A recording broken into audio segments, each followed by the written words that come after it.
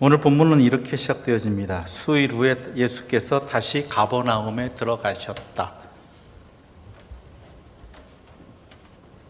그리고 소문을 듣고 많은 사람들이 모여들었다라는 것입니다. 문 앞에조차 들어설 자리가 없을 지경이었다라는 것입니다.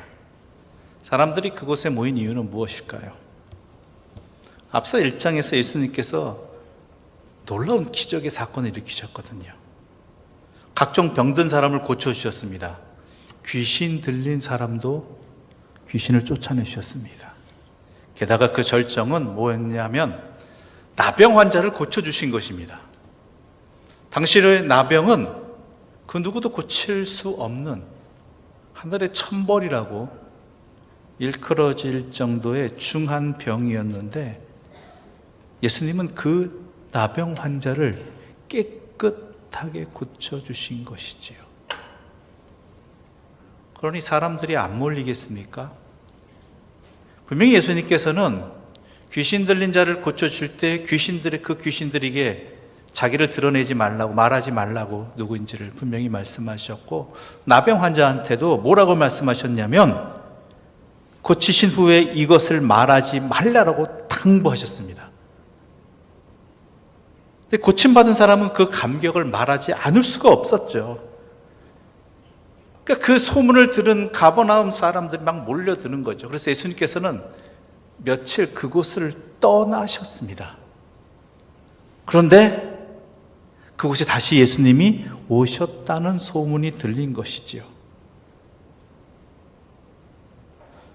사람들은 이 기회를 놓칠 수 없습니다. 저번에는 놓쳤지만 지금은 절대로 놓칠 수 없는 것이죠. 1절과 2절의 말씀 함께 읽어보겠습니다. 1절과 2절입니다. 수일 후에 예수께서 다시 가버나움에 들어가시니 집에 계시다는 소문이 들린지라 많은 사람이 모여서 문 앞까지도 들어설 자리가 없게 되었는데 예수께서 그들에게 도를 말씀하시더니, 자, 예수님께서 무엇을 하셨습니까? 그 모인 사람들에게 하나님의 말씀을 전하셨습니다. 말씀 가르쳐 주셨습니다. 사실 그곳에 모인 사람들은 목적이 뭐예요? 자기의 병이 고쳐지기를, 아니면 내가 아는 사람의 병을 고쳐주기를 원하셨던가, 아니면 그러한 놀라운 기적의 현장에, 그 현장에 자기의 눈으로, 자기의 귀로 이 모든 것들을 함께 구경하고 싶은 거잖아요. 근데 우리 주님께서 이 땅에 오신 것은 뭐예요? 물론 병든 자를 고치시는 것도 있겠지만 더 중요한 건 뭐예요? 하나님의 말씀을 전하는 것이었다는 것이죠. 가르쳐 주시는 것. 그래서 이곳에 몰려든 사람들의 기대와는 달리 예수님께서는 하나님의 말씀을 전하셨다라고 오늘 본문은 분명하게 말하고 있습니다. 그런데 그곳에 네 사람이 한 중풍병자를 운반해서 예수님이 오신 곳으로 데리고 왔다라는 사건이 시작됩니다. 그러나 그들은 예수님에게 다가설 수가 없었죠. 많은 사람들이 장벽으로 둘러싸여 있기 때문입니다. 예수님 주위를 빼곡하게 둘러싸고 있었습니다. 사실 마가복음에는 이러한 비슷한 장면이 반복해서 등장합니다. 예수님께 나가고자 하는데 그 나가고자 하는 사람을 가로막는 유형, 무형의 장벽들이 마가복음 곳곳에서 나타납니다. 예를 들면 회당장 야이로에게는 이미 딸이 죽었다라는 현실, 이것 때문에 더 이상 주님이 오실 필요가 없다라는 그러한 장벽이 생겨버렸죠. 또 혈루증을 앓는 여인에게는 사회적인 냉대와 부끄러움이라는 장벽이 있었습니다. 맹인 바디메오도 마찬가지로 그를 가로막고 있던 수많은 사람들의 장벽이 예수님께로 나아감을 가로막았다는 것이죠.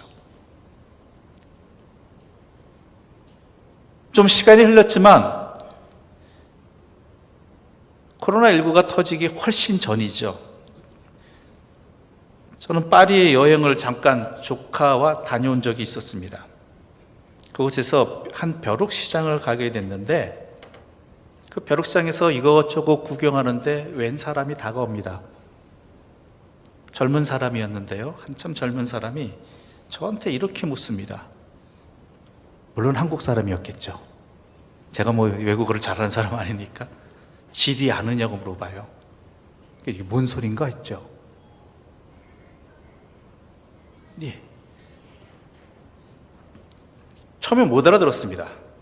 GD? 뭐지? 했는데 다시 설명해 주는 거예요. G드래곤을 아느냐라는 것이죠. 옛날에 지금 활동 안 하지만 빅뱅의 권지용이라는 굉장히 유명한 가수가 있었죠. 그 친구를 아느냐는 거예요. 그래서 안다고. 그랬더니 그 GD가 여기 이 시장에 와 있다라는 거예요. 와 있다라는 것이죠. 좀 깜짝 놀랐습니다. 옆에 또 조카가 있었거든요. 제 집사람도 있었지만 조카가 보러 가자고 그러는 거예요. 한번 보고 싶다라는 것이죠. 저 개인적으로는 안 가고 싶었지만 조카 녀석이 보러 가자고 그러니까 그 시장 어딘지 모르잖아요. 어디 있냐고 어디서 봤냐고 그랬더니 어디서 봤대요. 그래서 찾아갔죠. 여기 기웃기웃대면서 혹시 어디 있나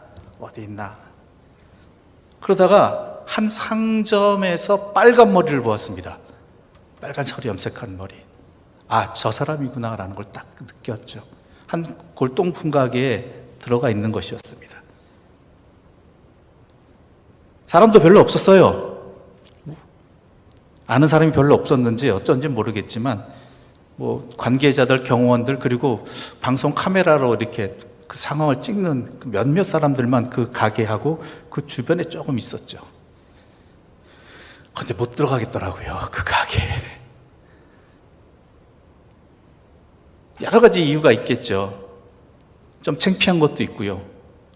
나이가 있는데 그래도. 그래서 조카 부르려고 조카 녀석을 이렇게 쳐다보면서 들어갈까 말까 고민하고 있는데 또 그 옆에 경호원들도 있고 그래가지고 망설였죠.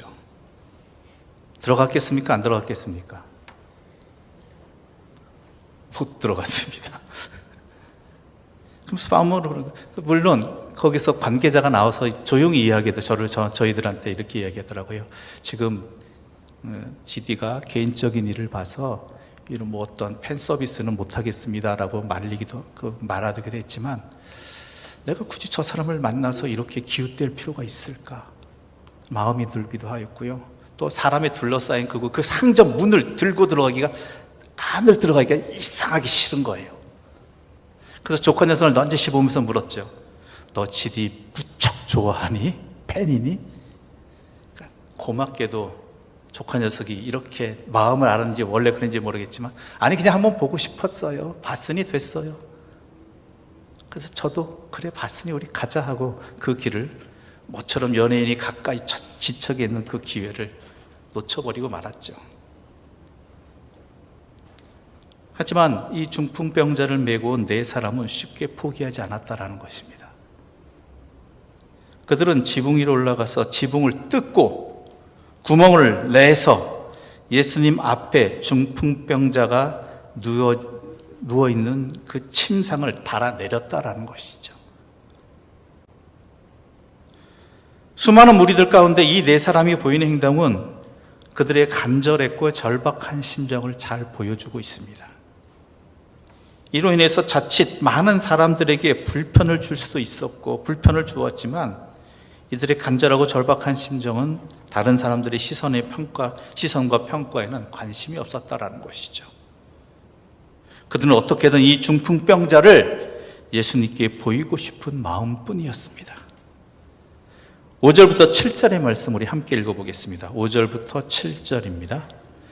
예수께서 그들의 믿음을 보시고 중풍병자에게 이르시되 작은 자야 내 죄 사함을 받았느니라 하시니 어떤 서기관들이 거기 앉아서 마음에 생각하기를 이 사람이 어찌 이렇게 말하는가 신성모독이로다 오직 하나님 한 분 외에는 누가 능히 죄를 사하겠느냐.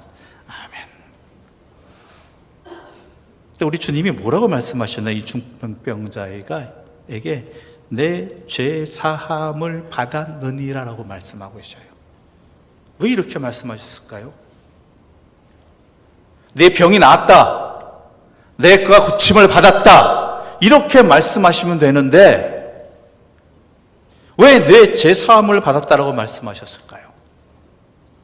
예수님이 그렇게 그렇게 말씀하셨기 때문에 그 자리에 있던 서기관들이 이 사람이 어찌하여 이런 말을 한단 말인가? 하나님을 모독하는구나라고 예수님에 대해서 분노하는 계기를 왜 만들어줬냐라는 것이죠.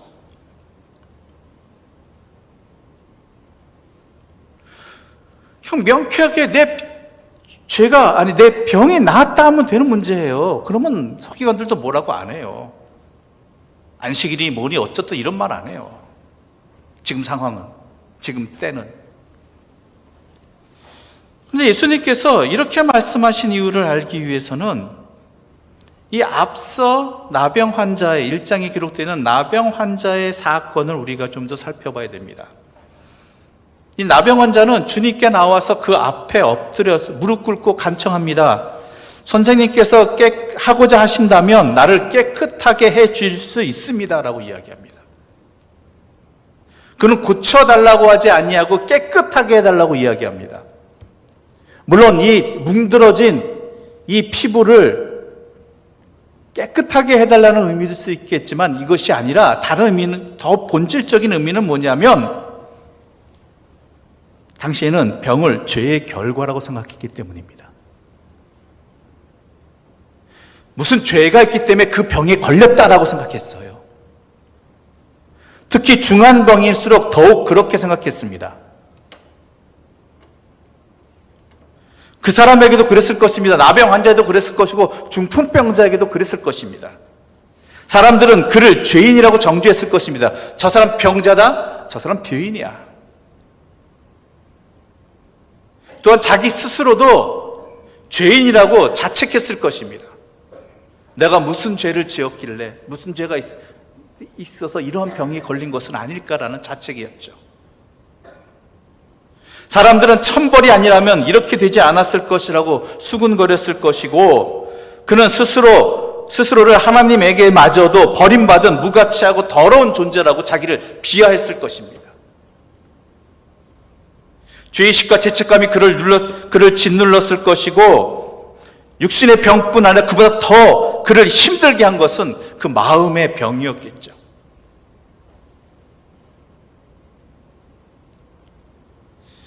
바로 이것이 예수님이 그냥 병을 고쳐주시지 않고 그 대신에 내 죄가 용서받았다 하신 이유입니다. 오해하지 마십시오. 그의 병이 죄 때문이어서 예수님이 그렇게 말씀하신 것 아닙니다.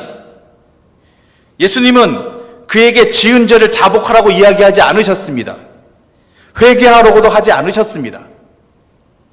예수님의 말씀은 그가 정말로 듣고 싶은 말씀인 당신은 죄인이 아닙니다라는 이 말이었기 때문입니다. 예수님은 중풍병보다도 죄의식과 죄책감에서 비롯되는 체념과 절망이 그를 더 서럽게 하고 아프게 함을 분명히 아셨습니다. 그래서 그의 병을 고쳐주시기 전에 있는 모습 그대로 그를 위로하시고 품어주시고 따뜻한 말 한마디를 분명하게 먼저 건네주신 것입니다. 내 죄가 용서받았다. 그의 형평에 관계없이, 그를 향한 세상의 판단에 관계없이 그 또한 있는 모습 그대로 받아주시는 우리 하나님이 그러신 분이기 때문에, 그런 하나님의 자녀이기에 예수님은 그를 사로잡고서 체념하고 절망하게 하는 그 죄의식과 죄책감에서부터 먼저 구원해 주신 것이죠.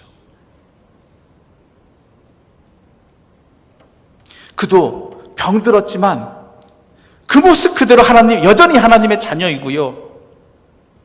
하나님의 사랑이 변함없다라는 것입니다. 예수님은 그에게 참된 자유와 참된 평화를 주시길 원하셨습니다. 그래서 이 말씀을 하신 것입니다. 예수님은 그의 눈과 귀를 열어주셨고, 그래서 스스로 자기가 정죄하는 대신 똑같이 하나님의 은혜가 임하는 하나님의 자녀임을, 은혜를 받을 만한 하나님의 자녀임을 알게 해 주셨다라는 것이죠.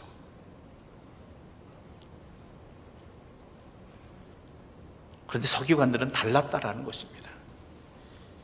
이 사람들은요, 그에게 관심이 없어요. 그는 이미 죄인이에요. 그 병에 들렸다는 그 자체가 그에게는 죄가 있다는 그 불변의 사실이라는 것이죠. 자기의 생각과 자기의 판단, 선입관에 여전히 그 사람을 그렇게 바라보게 만들었다는 것이죠. 그래서 그 사람이 나음을 입었다는 게 중요한 게 아니라 어떻게 그 사람이 죄인이 아니라고 용서받았다라고 예수께서 하나님 모독하는 말을 할 수 있겠느냐라는 것에 이 서기관들은 분노하고 있었던 것입니다.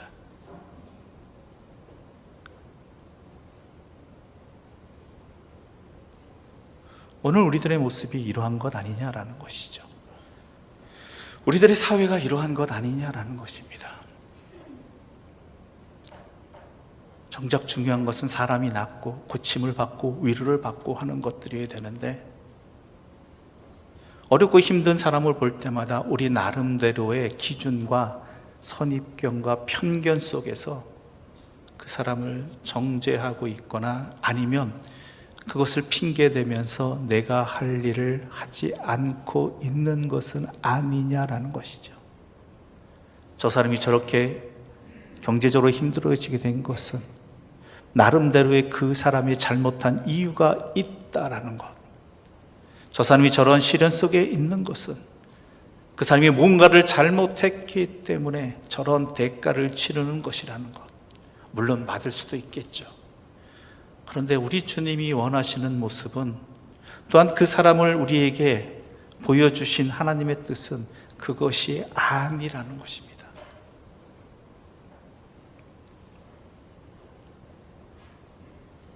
이 서기관들과 다른 모습을 보여주는 사람들이 바로 이 중풍병자를 메고 온 네 친구들입니다. 이 네 사람이 없었다면 중풍병자는 예수님을 만나지 못했습니다.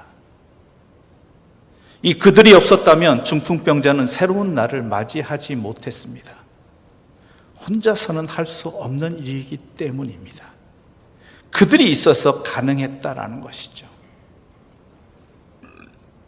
혼자라면 기대조차 하지 못하고 엄두조차 내지 못할 일이었습니다. 그러나 그들의 사랑과 의지와 수고가 있어서 예수님도 만났고 새로운 날도 맞이했다라는 것입니다. 이것을 예수님은 이렇게 말씀하십니다. 5절의 말씀 우리 다시 한번 읽어보겠습니다. 5절입니다. 예수께서 그들의 믿음을 보시고 중풍병자에게 이르시되 작은 자야 내 죄사함을 받았느니라 하시니. 중풍병자에게 말씀하시게 된 이유가, 원인이 어디에 있다고요? 예수께서 그들의 믿음을 보셨다라는 것입니다. 그들의 믿음을. 예수님은 중풍병자의 믿음을 보시고 그를 구원하신 것이 아니라 예수님은 중풍병자를 데리고 온 네 사람의 믿음을 보시고 그를 구원하셨다라는 것입니다. 그렇다면 예수님이 보신 그 믿음은, 이들의 믿음은 도대체 뭐냐라는 거예요. 여러 가지 추측을 할 수 있겠죠. 예수님이라면 병을 고치실 수 있다는 그런 확실한 믿음? 물론 맞을 수 있습니다. 그럴 수 있죠. 아니면 그들은 예수님이 하나님의 아들이라는 사실을 믿음으로 고백했단 말입니까? 그럴 수도 있겠죠. 그런데 성경은 분명하게 기록하고 있는 내용이 있습니다. 마가는 이것을 분명하게 기록하고 있습니다. 예수님이 보신 믿음이 무엇인가? 예수님은 이 고통받는 이 친구를 위한 이를 사람을 어떻게든 도우려고 하는 그들의 행동을, 그들의 섬김을 믿음으로 보신 것입니다. 그래서 마가는 예수께서 그들의 믿음을 보시고라고 분명하게 이야기하고 있는 것이죠. 앞서도 말씀드렸지만 병든 사람은 당시 사회 통념상 하나님께 벌을 받은 죄인입니다.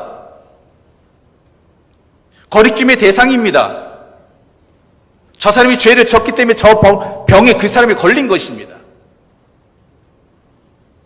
그러면 굳이 이러한 수고를 할 필요가 없습니다. 아니, 도리어 그 사람의 죄성이 또한 죄로 인한 부정함이 우리에게 옮을까 걱정해야 되는 것입니다.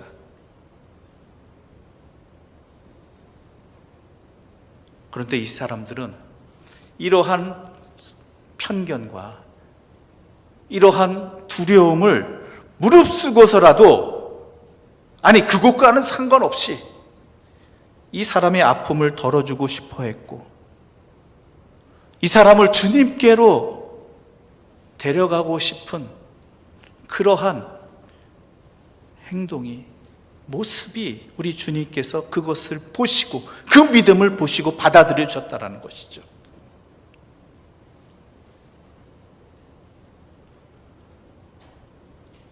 우리는 이렇게 생각합니다. 믿음은 나 혼자도 지킬 수 있다라고. 나 홀로 하나님 앞에서 서서 듣고 새기고 따르며 살아가면 된다고 그렇게 생각을 합니다. 그런데 우리 모두 중풍병자와 같습니다. 나는 모르지만, 의식하지 못했는지 깨닫지 못했는지 모르겠지만 누군가가 나를 하나님께로 데리고 갑니다. 누군가가 내 믿음과 구원과 평화를 위해서 가진 수고를 다합니다. 이것이 믿음입니다. 내가 기도하지 못할 때 나를 위해 기도하는 누군가가 있어서 내가 살아갑니다. 내가 절망과 아픔과 시련으로 꼼짝하지 못하며 하나님 앞에 나아가지 못할 때 나를 위해 그 누군가가 하나님의 은혜를 구하고 누군가가 있어서 내가 살아간다는 뜻입니다. 나 혼자 잘하는 줄 알았지만 실제로는 나는 중풍병자같이 무력한 존재일 뿐이고, 이런 내가 잘하는 줄 착각이라도 하게 된 것은 그 나름대로 이러한 착각이라도 할 수 있는 것은 누군가가 나를 위해서 사랑과 수고가 있었기 때문이라는 것이죠. 자기의 믿음만으로 하나님 앞에 서는 사람은 아무도 없습니다. 중풍병자처럼 꼼짝하지 못하는 나를 누군가가 하나님 앞으로 데려가서 은혜를 받게 하고 새 날을 맞이하게 합니다.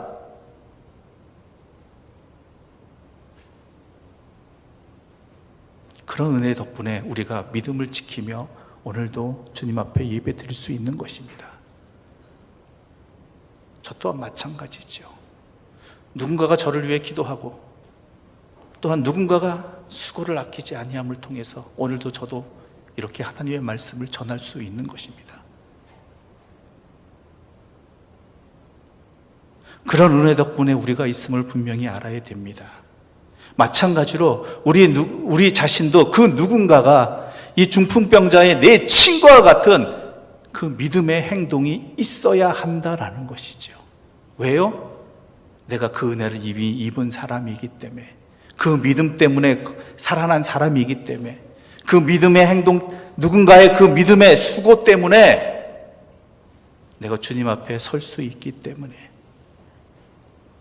나 또한 그 누군가의 내 친구가 되어주고, 또한 내 앞을 가로막는 그 장벽들, 그 일을 행하지 못하게 하는 그 어떠한 장벽들을 이겨내면서 그 수고와 노력을 아끼지 않아야 된다는 것입니다.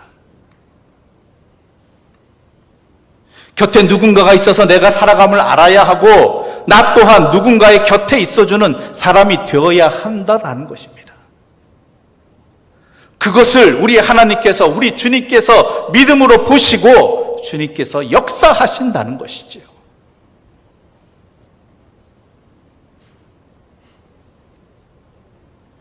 (11절과 12절의) 말씀 함께 읽어보겠습니다.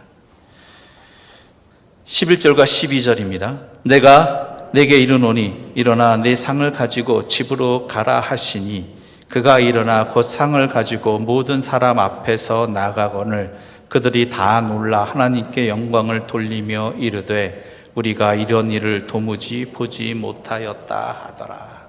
아멘. 절망의 자리에 눕혀진 채 사람의 도움을 받아야만 살았던 사람이 이제는 일어나 걷는 일이 벌어집니다. 자기 발로 걷는 사람이 되었습니다. 이 내 친구의 믿음을 주님께서는 기쁘게 보시고 새로운 시작을 열어주신 것입니다. 그런데요, 더 놀라운 일은 뭔지 아십니까? 이 기적의 사건을 보면서, 이 모습을 보면서 사람들이 하나님을 찬양했다라는 것입니다. 하나님을 찬양했다.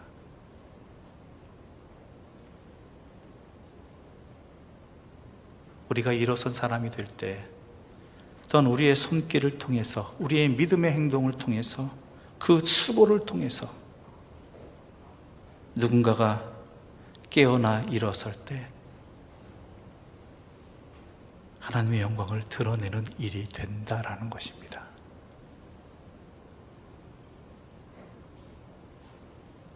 바로 오늘 우리들에게 이 모습이 있어야 하겠습니다.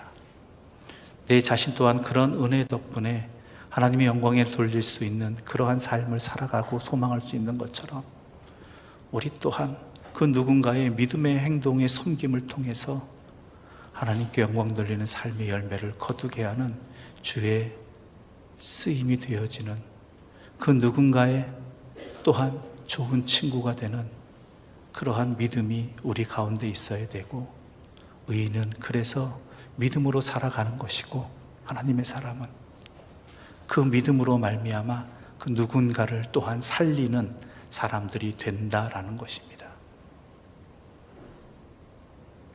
이 시대는 바로 그러한 사람들을 찾고 있습니다.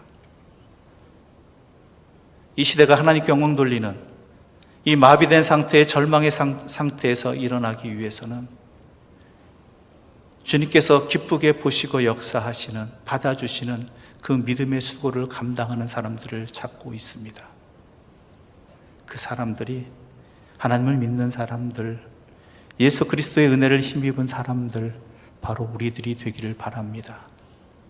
그 어떤 장벽이라도 이겨내고, 그 어떠한 선입견도 극복해내고, 또한 내 어떠한 손해도 무릅쓰면서 주님께 나아갈 수 있도록 섬기는 주의 사람들, 우리 모두가 되기를 또한 간절히 소망하며 이 주일 이 말씀을 함께 나누었습니다. 기도드리겠습니다. 하나님 아버지, 감사합니다. 우리가 주님 앞에 예배드리는 자로서 이 자리에 설 수 있게 된 것도 내 자신은 몰랐지만 그 누군가의 수고와 믿음에 또한 헌신이 있었음을 알게 해주셔서 감사합니다. 그러기 위해서 그 사람은 또한 그 누군가는 자기의 손에도 무릅쓰고 또한 수고도 아끼지 않았음을 분명히 알게 해주셔서 감사합니다. 이제 그 믿음으로 살아난 우리들이 또한 이 땅에 중풍병자와 같은 이 현실에 놓여있는 사람들에게 돕는 사람들, 믿음으로 수고하는 사람들, 또한 우리의 손길과 기도와 수고를 통해서 회복되어지는 하나님의 사람들이 되게 하여 주시옵소서. 그러한 사람들의 수고를 통해 이 시대가 일어서게 하여 주시옵고, 우리의 이웃들이 회복되게 하여 주시옵고, 그리하여 오직 하나님께 영광 돌리는 열매를 거두게 하여 주시옵소서. 이 모든 말씀 예수님의 이름으로 기도드립니다. 아멘.